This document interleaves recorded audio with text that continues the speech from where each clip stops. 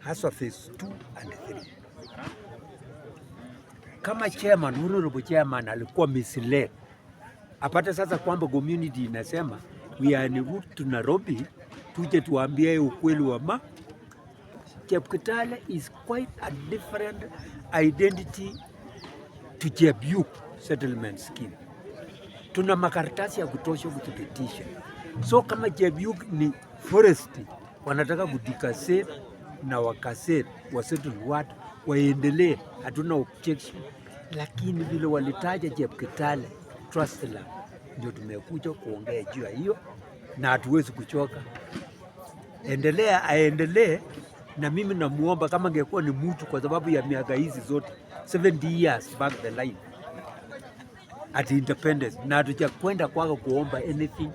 Awaje sisi kama jamii vile alikuwa amedesign, na tufanye yetu wenyewe, na asiingilie maslahi yetu kufuatana na vile sisi wenyewe tuna struggle kuipata hiyo.